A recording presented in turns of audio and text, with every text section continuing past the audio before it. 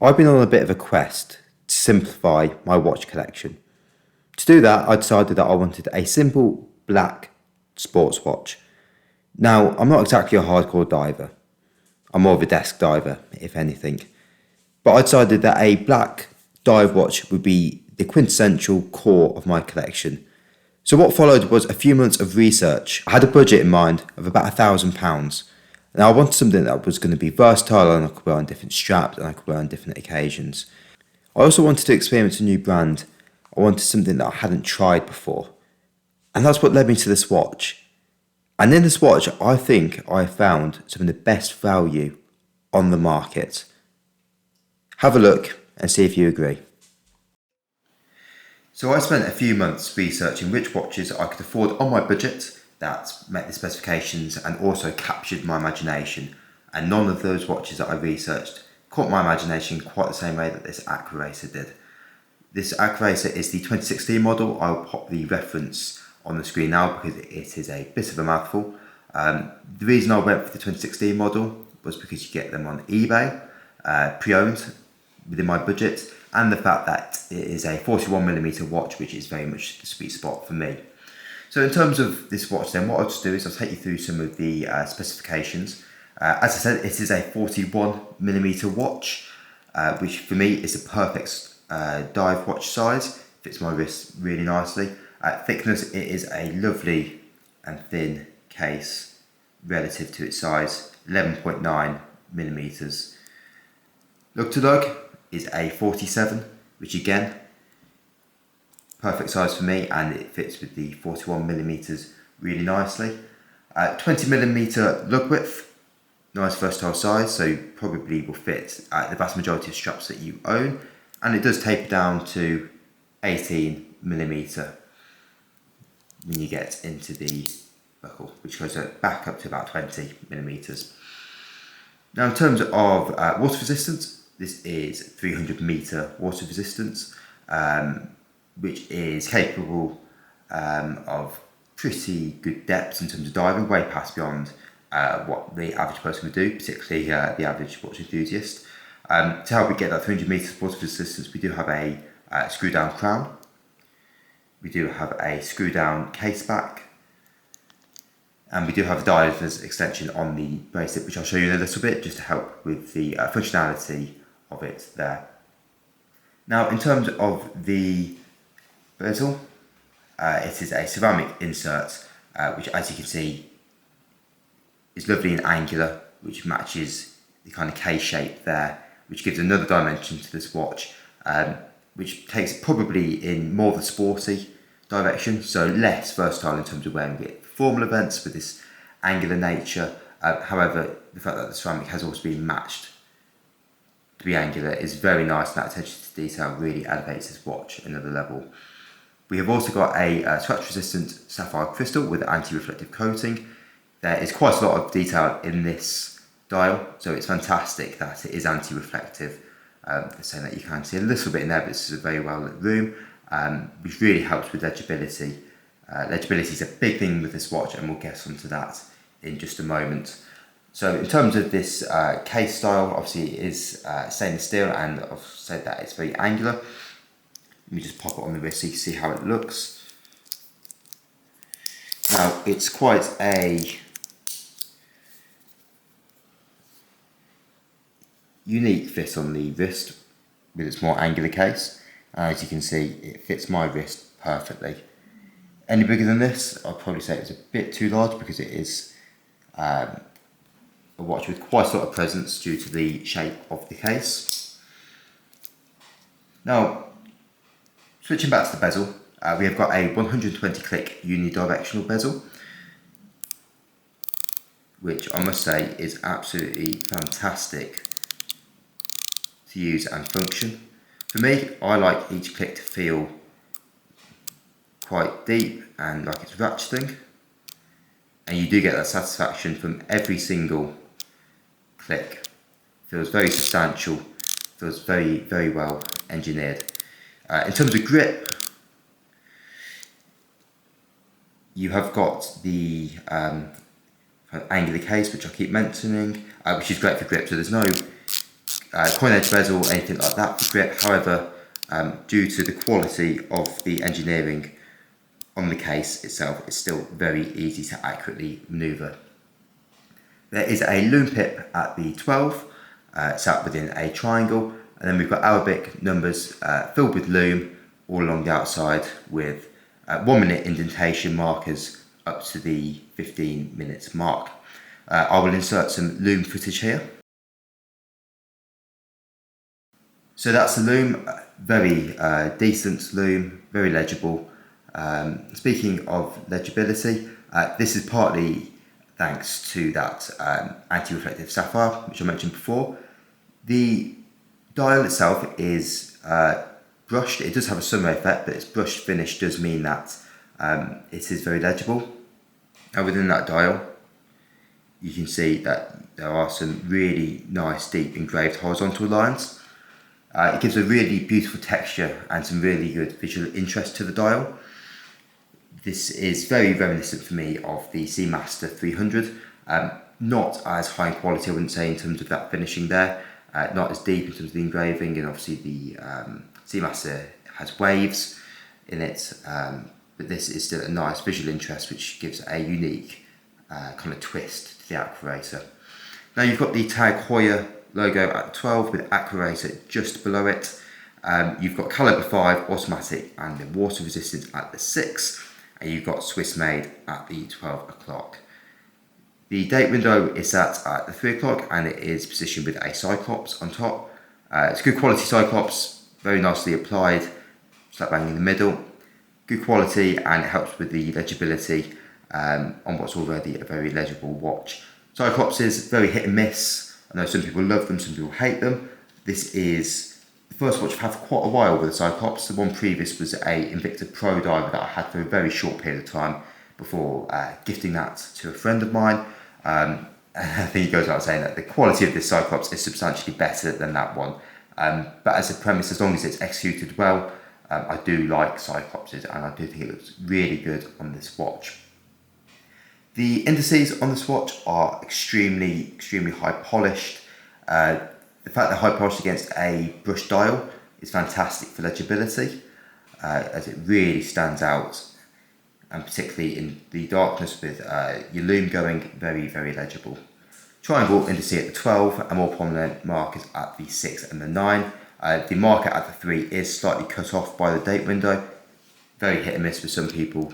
I do know that, and I do appreciate that, but for me it's not a big deal at all, because you've still got plenty of presence from the date window and the Cyclops itself. The Tag Heuer Caliber 5 powers this watch. Now that might not mean anything to some people.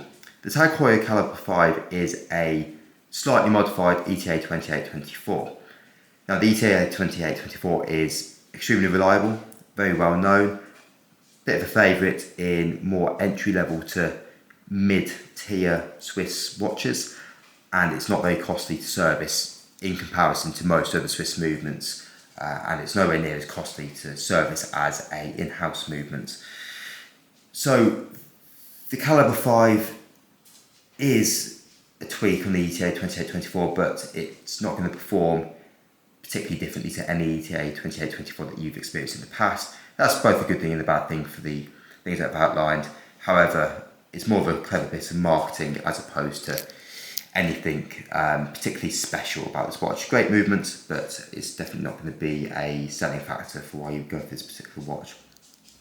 In terms of the 2824, it has got a 38-hour power reserve, beats at 28,800 vibrations per hour, which provides this nice smooth sweep. 3 to 4 seconds it's losing for me a day, and this watch is 6 years old, so it has to be said that's pretty bang on. It will be due a service soon, but I think it probably lasts a little bit longer, considering that the hand wind mechanism and the date change is still very smooth and it's barely losing any time at all, so it'll probably be okay for a little bit longer. Now to quickly talk about the hands as well. You have got quite a simple second hand which reaches the indices nicely with this nice yellow tip. That yellow tip and the yellow writing of Caliber 5 is the only pop of colour on the dial other than black and white, which I like. Still keeps it versatile, but it adds a little bit of flair and adds some visual interest as well.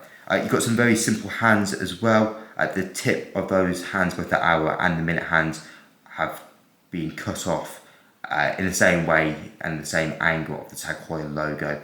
So whilst they are very simple hands, there's some nice homage back to the brand itself there, which makes it again a little bit more unique.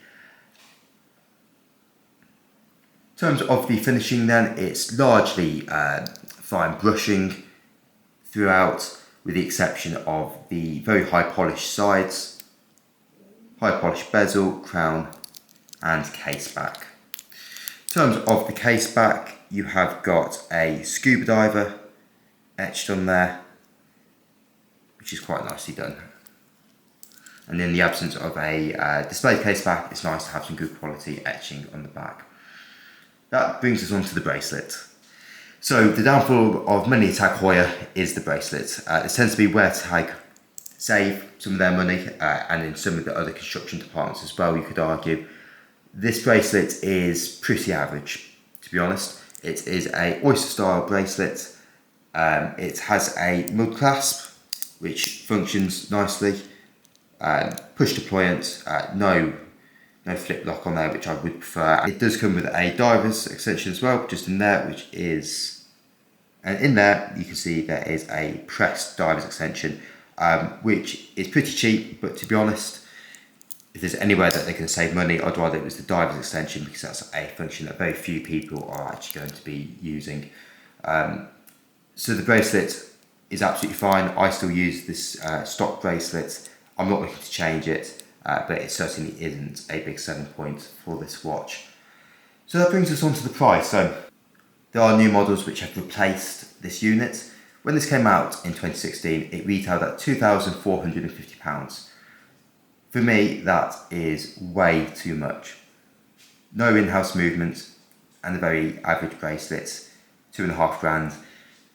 Definitely punching above its weight there. You are in Tudor territory, you're in Omega territory, or you're in Heuer Aquaracer or Christopher Ward with a lot of change kind of territory. I managed to get this watch on eBay, admittedly in pretty used condition. You can see that it's well in need of a polish, a couple of dings on the side, but still in good enough condition for me to be happy with. It cost me less than £1,000.